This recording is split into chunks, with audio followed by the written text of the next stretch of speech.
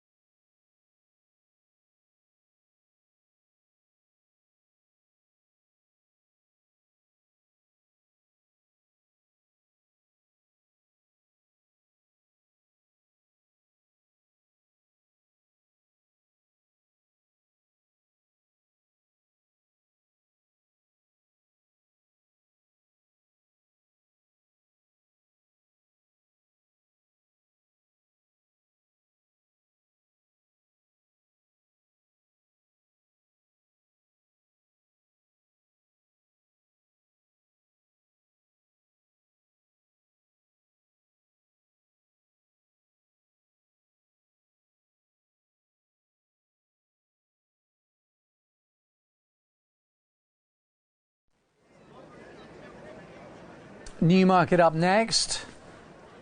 Still a bit of sunshine in the sky, peeking through the clouds. Mile and a half fillies handicap coming up, and there's a hat-trick seeking daughter of Almanzor at the top of the list. Kevin Philippart de Foy and Andrea Adseni, who was in sparkling form at Goodwood this week, 5-2. 4-1 Ragusina's very easy to back. Ryan Kavanagh claiming 7. Simi Dance has been supported 7-1 to 9-2. Interestingly, Danny Tuthope chasing a double. Rakisa not unsupported, 15-2 into 7-1. So there's a couple on the slide, couple being supported. Most notably here, Anthony, Simi Dance switching from the all-weather to turf as they assembled down at the start.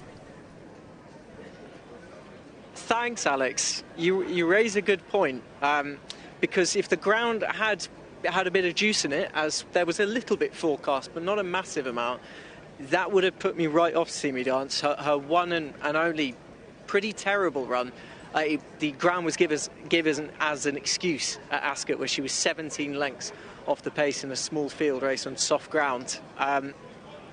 I thought Connections had a beautiful bit of placing last time. She'd already gone into handicap company, but they dropped her back into a novice in a very winnable race, and she was able to take full advantage from a non-stare in Taraf. Or at least I felt a non-stare, because she had everything going her way. She set the fractions. They let James Dorr get on with it and completely take control of the race. And yet Simi Dance still had enough for the finish to overcome a pace bias and get ahead in front. Now, this is going to demand more, and she's up against some more consistent types, notably Shazam looking for the hat-trick, as you said. New trip today, shouldn't be a problem on pedigree. If you look at the pedigree, you mentioned the Almanzor influence, but out of a Lomitas mare, and these German pedigrees you tend to associate with middle distances and even up to staying distances, and it's no different with this family as well. It'd be very interesting to see if she maybe even improves for stepping up in trip, which you couldn't necessarily say about all of them coming into here today. Ragusina, Dan Muscat up for James Ferguson. She's also trying the trip for the first time. Just having a look at, we've got Rab Haviland off the back of Roadway, who is not exactly sure what's going on, and we've also got Charlie Bishop off the back of Sid's Annie. So hopefully all well down at the start with those two fillies. Rakisa is an interesting contender, notably because she got no luck and no run at Windsor last time. Prior to that, she'd given Ryan Kavanagh the first win of his career at Yarmouth, and she ran a really respectable second off the backing up from that. But she was stuck on the rail with Ryan with nowhere to go. And did it change the result completely? You could argue it maybe did. Just playing up once again with Ryan. She was messing about on the way down to the start, and Ryan had to take his feet out of the irons and make sure she got down a little bit free and just messing about a little bit, and now he's off her back. So there's a few of them who have dismounted. You've now got Sid's Annie with the jockey back on, Charlie Bishop. Hopefully as well that Roadway will consent to calm down, and she'll be loaded without the jockey. She's getting het up at this point. She's attracted support as well. I didn't really see it, to be honest. I thought that, there were others who had a more progressive profile coming into the race. The cloud. We should be okay in terms of rain, I think. The famous last words. 9-4 Shazam at the top of the market, with Ragusina 4-1 in behind. Simi Dance 6-1, having gone as low as 9-2, is now back out to 13-2. And Roadway taking a drift as well, 13-2 out to 8-1. Rakisa, the same. Pure Gold, interesting money for her, because usually, as we were saying in the paddock on Racing TV Extra, when you see a David Menuisier horse win on debut, they're usually above average, because they wouldn't be exactly, they wouldn't be sprung up for the debut, and he very much favours a silent approach. So it'll be interesting to see if she can get back on track, because nothing has really worked for her, because she has refused to settle. And Jamie Spencer will hopefully work the oracle with her.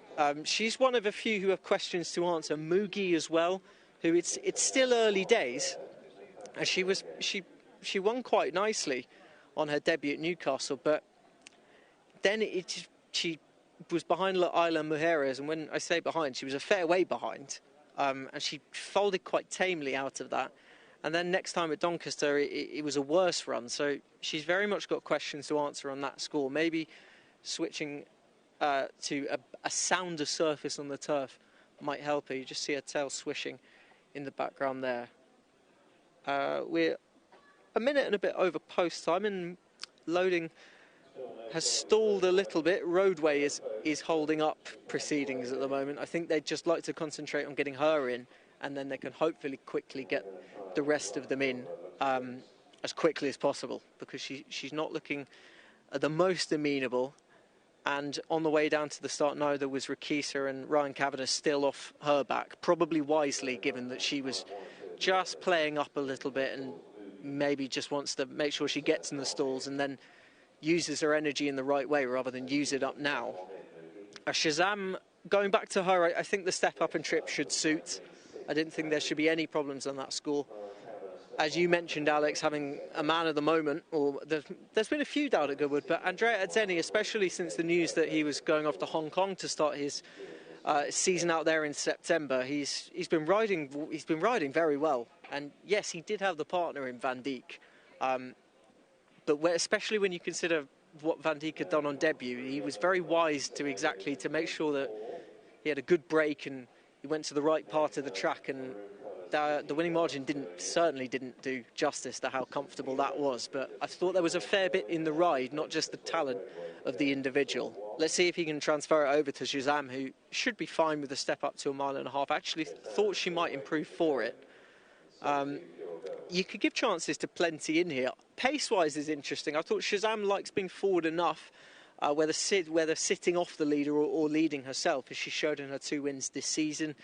Ragosina who's breaking from stall 7 in the OTI racing colours. It was handy enough over 10 furlongs last time. Sidzani has been up there as well. So loading has gone very quickly, minus Roadway.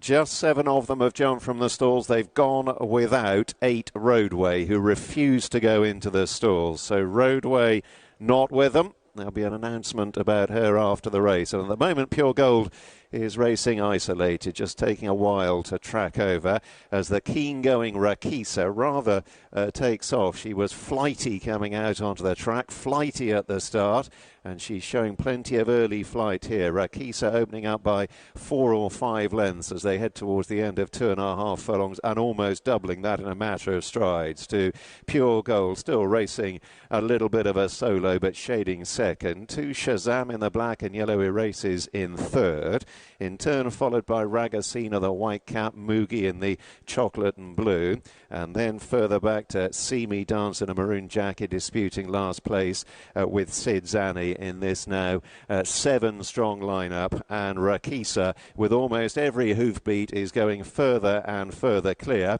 and is now herself going to run a solo, not just in terms of distance ahead but also in terms of geographical position, because the others have all edged out into the centre of the course, where Pure Gold on the right of that group heads the chase to Shazam in the black and yellow and Ragosina, the white sleeves and cap, followed by Mugi, and then See Me Dance in a maroon jacket and Sid Zani in the blue and white is still last of those down the centre. So well through the halfway point, and Rakisa continuing to race clear of the others. Perhaps not quite so far clear, but still has a commanding advantage. How long can she last in front? Well, she's got another half mile to see it out. Should be 8 or 9 lengths ahead of Pure Gold on the right. Shazam poised with a yellow cap. Ragosina being asked for an effort. Mugi, the chocolate sleeves, being finessed into it. And then See Me Dance. Tudhope crouching a little lower, maroon jacket. Sid Zani still towards the rear. They're running down downhill now towards the last couple of furlongs, and still Rakisa has the lead. She's being asked for more effort. They're slowly getting a little bit closer, but having to work to get there. Racing now out of the dip, a furlong and a half to go. Rakisa, 3 lengths, dwindling. Shazam, the yellow cap. Sidzani in the blue and white from the rear, and now they swamp Rakisa, and it's Shazam and Sidzani who move on together. Sidzani in the blue and white, Shazam, the yellow cap, digging in for pressure. Sidzani nosing ahead close home. Sidzani just doing best from Shazam, with Ragasina up for third, and then Pure Gold, and Rakisa faded away late. Well, there were a few in here who had questions to answer at the trip for the first time. They've had a solid mile and a half to work out whether they stay or not, courtesy of Rakisa, who shot out of the gates under Ryan Kavanagh. He decided not to fight her, and for just a moment you wondered if it was going to be a completely inspired move. I feel it was probably the right decision, because if he tried to fight her, it wouldn't have worked in his favour. He's given her every possible chance, but that stiff finish can find out plenty of horses. And I think the jockeys in behind were wise to it. They were confident this wasn't going to be a quick thorn situation, as we saw in the Qatar Goodwood Cup earlier in the week down at Goodwood, where Quickthorn got the fractions absolutely spot on, or Tom Markand did at least. At this point, it looked like Shazam was in pole position to take full advantage. Stepping up to a mile and a half, she's definitely stayed it. But it's Sidzani in the end. A really good ride for Charlie Bishop, a waiting ride like the rest of them, but he had her stationed right at the head of the pack and ready to make the move when necessary. She's shown great resolution in the finish as well. Shazam's done absolutely nothing wrong. If anything, I think she's run to a similar standard of her wins, and I think it won't be long before she's winning over a mile and a half as well. This was a proper test at the trip, and maybe if the pace hadn't been quite as contested early, that it could have helped her a little bit more into it, and maybe played for a little bit more of a turn of foot. We will see. She's very stoutly bred, but breeding isn't everything in this game, and brothers and sisters are certainly not the same, just like in humans. A word on Sidzani, though, because this is the 6th win of her career. 4 of them prior to this have been on the all-weather. She's been very sparingly campaigned on turf. This is only the 2nd time that she has she's won this. She's won on the grass. This takes her record to 2 from 5, off a mark of 73 as well, which we found her slightly lacking last time at Chester, but this was a very different test today. She's travelled into the race beautifully as well. Look at where Charlie is. He makes a concerted effort to get on the other side of Pure Gold. See Me Dance was trying to match strides, hasn't worked out for her on this occasion. You wonder if maybe going back onto the all-weather might help her, and maybe a slightly different way of race being run, because last time she was very much played for a turn of foot, and this has been a proper test. There's been more from Pure Gold. That's very interesting. She's appreciated the step up to a mile and a half. She's not the easiest. She's settled, well, she had no choice in settling because of the pace that Rakisa had set. A strongly run mile and a half could be exactly what she wants. But Charlie Bishop, he's had plenty of winners around here, always does. And good to see him back in the winners' enclosure. And good to see Sidzani as well, notching up career win number 6.